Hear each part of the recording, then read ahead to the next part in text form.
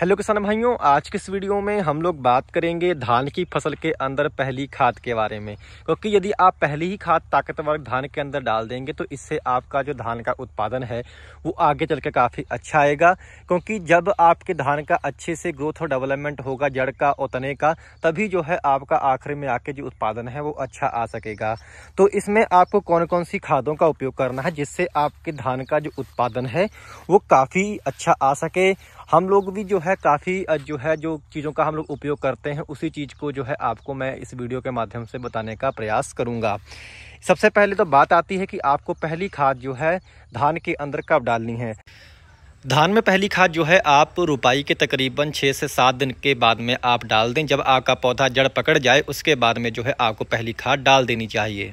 पहली खाद के तौर पे जो है धान के अंदर जो है आपको यूरिया लेनी है। क्योंकि यूरिया का सबसे जो है अहम रोल जो है शुरुआत में होता है। यदि आप यूरिया अच्छे तरीके से दे देंगे शुरुआत में ही, तो आपके जो पौधे की जो किसान भाइयों आवश्यकता होती है यूरिया की यानी कि नाइट्रोजन की, वो यूरिया से पूरी हो जाती है, जिससे आपका पौधा जो है काफ़ी हरा भरा होकर शुरुआत से ही चलता है।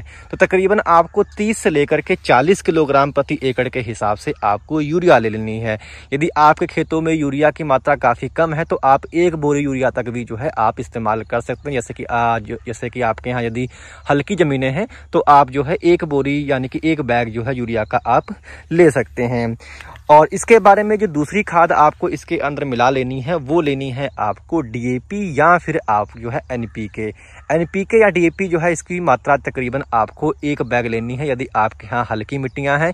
यदि आपके यहाँ मिट्टी ताकतवर है तो आप खाली 30 से लेकर के 35 किलोग्राम भी जो है डीएपी या फिर आप एनपीके ले सकते हैं। क्योंकि इसके अंदर जो आपका जो एनपीके है इसके अंदर आपको तीनों तत्व मिल जाएंगे, आपको नाइट्रोजन, फास्फोरस और पोटेशियम। क्योंकि डीएपी डालने से जो है आपको तकरीबन 2 तत्व मिल जाएंगे, जैसे कि आपका फास्फोरस और आपका जो है नाइट्रोजन। फास्फोरस जो होती है ये पौधों की जो जड़ों का विकास है उसके लिए बहुत ही अहम होती है। यदि आप शुरुआत में ही जो है फास्फोरस की मात्रा यदि आप अपने धान के अंदर डाल देंगे तो आपके जो पौधे होंगे उनकी जो जड़ें होंगी वो काफ़ी अच्छे से ज़मीन के अंदर विस्तार कर सकेंगी। और ये जो होता है फास्फोरस ये जड़ों पे ही जो है सबसे अच्छा काम करता है। यानी कि आपको फास्फोरस की मात्रा जो है आपको अच्छी खासी शुरुआत में डालनी चाहिए।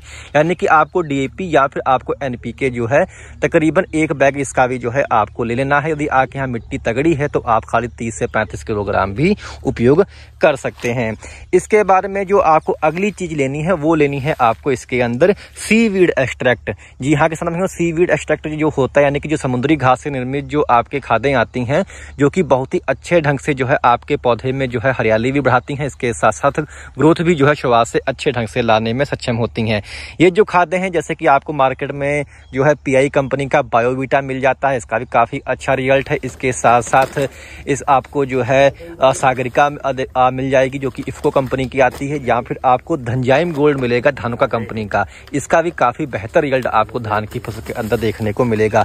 यानी कि इनमें से किसी एक का आपको उपयोग करना है। यदि बात करूँ मैं इसकी मात्रा की तो सागरिका यदि आप डाल रहे हैं तो इसकी मात्रा 10 किलो प्रति एकड़ लेनी है। और यदि आप बायोवीटा डाल रहे हैं या फिर आप बायोवीटा यदि डाल रहे हैं तो बायोवीटा की मात्रा आपको 4 किलोग्राम यानी कि 4 किलो का इसका पैकेट होता है वो आपको ले लेना है और उसको आप यूरिया में मिला के डाल दें। यदि आप धनजाइम गोल्ड ले रहे हैं तो धनजाइम गोल्ड की जो मात्रा है वो 5 किलो प्रति एकड़ के हिसाब से धान में पर्याप्त रहती है। इन तीनों को यदि आप आपस में मिला के डाल देंगे तो आपके जो धान है वो शुरुआत से ही बहुत अच्छे ढंग से चलेगा। क्योंकि अक्सर हमारे किसान भाई खाली यूरिया और डीएपी ही जो है ज़्यादातर डालते हैं। यदि आप उसमें सीवीड एक्सट्रैक्ट अलग से मिला लेंगे तो इससे आपका जो धान होगा वो शुरुआत से ही काफ़ी अच्छी ग्रोथ लेके चलेगा। क्योंकि जो सीवीड एक्सट्रैक्ट होता है उसमें काफ़ी सारे अमीनो एसिड और इसके सिवा जो माइक्रोन्यूट्रिएंट जो है उनके अंदर होते हैं जो कि आपके धान में जो है ग्रोथ एंड डेवलपमेंट के लिए बहुत आवश्यक होते हैं। इसके अंदर काफ़ी जो है हार्मोन भी होते हैं जैसे ऑक्सिन, जिब्रेलिन, साइटोकाइन, जो कि आपके धान में अच्छी ग्रोथ जो है लाने में सक्षम होते हैं। इसके बारे में यदि कोई किसान चाहे तो इसमें एक दानेदार कीटनाशक भी मिला सकता है। वैसे जरूरी नहीं है, यदि आपके यहाँ कीड़ा कम लगता है तो आप इसको ना मिलाएं। यदि आपके यहाँ कीड़े की प्रकोप ज़्यादा रहता है तो आप इसके अंदर कोई अच्छा एक दानेदार कीटनाशक भी मिला सकते हैं, जैसे कि आपका वटाको आता है या फिर फटेरा है या फिर आप जो है फॉर्पिडो आता है अडामा का, इनका आप उपयोग कर सकते हैं किसी का भी।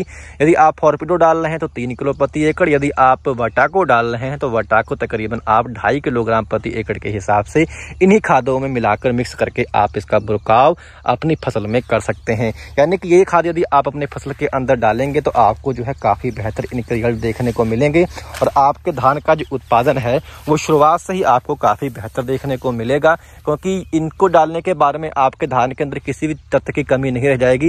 यदि आप इनको डालेंगे तो बहुत ही अच्छा जो है आपको परिणाम इनका देखने को मिलेगा।